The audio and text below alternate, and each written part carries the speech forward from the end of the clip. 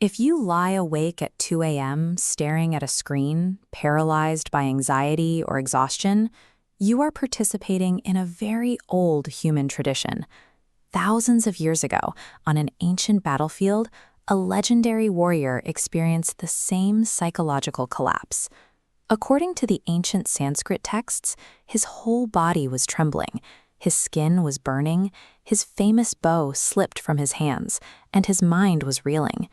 He was entirely demoralized, depressed, and unable to stand. Despite millennia of technological progress, our internal suffering remains. We still experience these acute breakdowns because we are failing to answer one foundational question about ourselves. Who are you? If you ask a modern biologist or chemist, the answer is that you are a biological machine made of matter. This animated visualization breaks down the physical composition. If you weigh about 150 pounds, you carry roughly 5 pounds of calcium, 1.5 pounds of phosphate, 9 ounces of potassium, along with some sulfur, sodium, and magnesium. When you extract those raw chemicals and price them out on the open market, the total value of your physical components adds up to roughly $110. Operating under the assumption that this chemical bundle is your identity creates a specific psychology.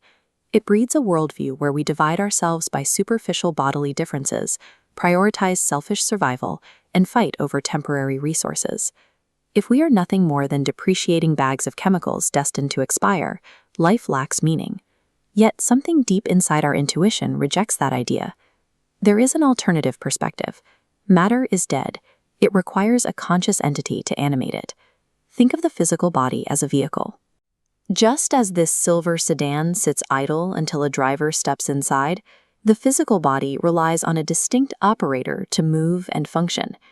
You can build an advanced robot with complex processing power, but the difference between that machine and a living person is consciousness, the capacity to feel, to recall memories, to possess willpower and hold intention. Identifying this invisible driver, the soul, is the first step toward addressing the anxiety that plagues our daily lives. Clinical researchers have spent decades investigating whether consciousness can exist independently of the brain.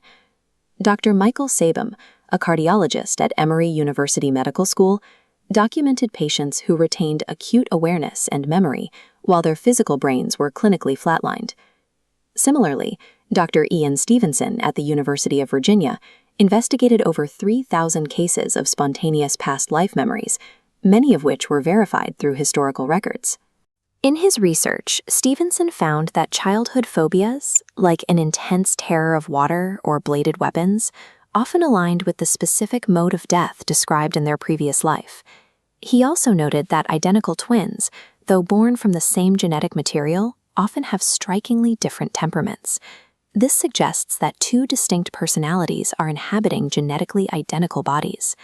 When you synthesize the data from cardiac flatlines and thousands of Stevenson's case studies, the purely materialist view of the mind faces a significant evidentiary challenge.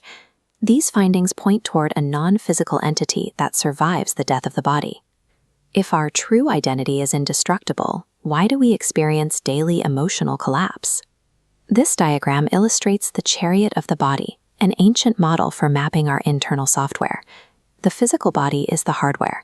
The 5 senses act as inputs, pulling in different directions. The mind serves as the central steering mechanism, processing incoming data. The danger lies in letting the steering mechanism take over. According to the Bhagavad Gita, if you fail to master the mind, it becomes your greatest enemy. Burnout occurs when you let the senses dictate the direction, allowing the vehicle to drive the passenger instead of the passenger commanding the vehicle. Arjuna survived his breakdown not by escaping his situation, but by adopting soul consciousness. This mindset shift dissolves superficial divisions. When you stop identifying with the chemical vehicle, categories like race, class, and wealth lose their power to separate us, revealing a universal brotherhood. The ancient texts compare our situation to a bird in a golden cage. We spend our lives polishing the bars of the cage, pampering the physical body, while the inner self starves. The weight of daily stress shifts when you differentiate between superficial defects in the body and the indestructible nature of the soul. This leads to a final reality. The core self was never born and cannot die. As the ancient Sanskrit verses declare, the soul is eternal, ever-existing, and primeval. It remains untouched when the physical body inevitably stops functioning. The $100 chemical tally doesn't define you. You are the conscious driver navigating this temporary world, indestructible, eternal, and